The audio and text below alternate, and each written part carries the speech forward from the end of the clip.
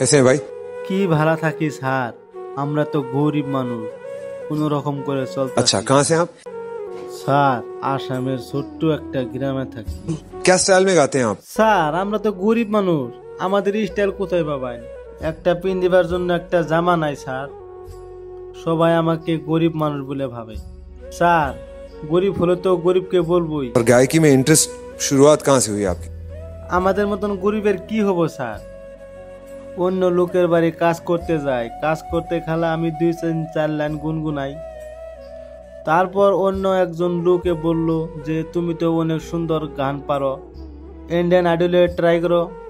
Sir পর আমি ভাবলাম যে একবার অডিশন দিবার পরে তো ভালো হতো। স্যার আমরা তো গরিব, তো এই জন্য ইন্ডিয়ান আইডলে অডিশন কেমন করে দিব, এত টাকা কোথায় পাবো, কে দিব? কারণ গরিব মানুষকে তো কেউ বিশ্বাস করে না। এই জন্য স্যার ভাবলাম যে স্বপ্ন থেকে যাই। তো এই জন্য আজকে আমি ইন্ডিয়ান আইডলে পৌঁছেছি। তো স্যার আপনারা যদি একটু দয়া করেন, তো আমি একটা গান পরিবেশন করব, যদি ভালো লাগে তাহলে আমাকে সিলেক্ট করে দিবেন। चलिए सुनते हैं, पहले फिर बातचीत करें। স্যার আরেকটা কথা, আমি গান বলার আগে আরেকটা কথা বলে নেই, যে আমি আজকে গান বলবো, আজকে মেয়ে মানুষের ভয়েস দিয়ে গান বলবো। গানটি যদি ভালো লাগে তো আপনারা একটু লাইক কমেন্ট শেয়ার করতে ভুলবেন না। তো আমি এখন গানটি শুরু করি।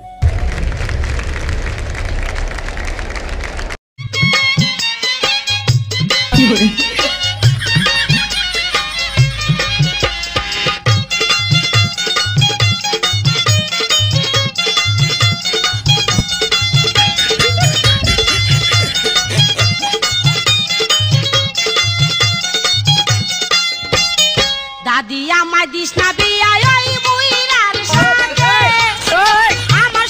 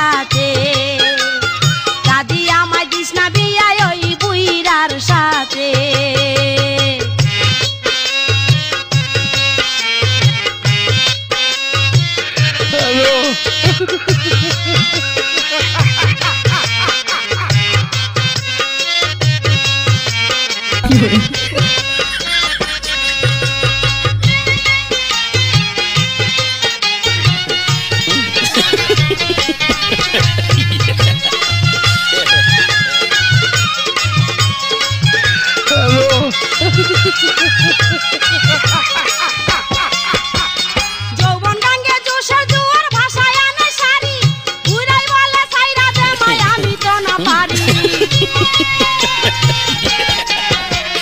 যৌবন গাঙ্গে জোশের জোয়ার ভাষায় আনে সারি ঘুরাই বলে সাইরা দে মাই আমি তো না পারি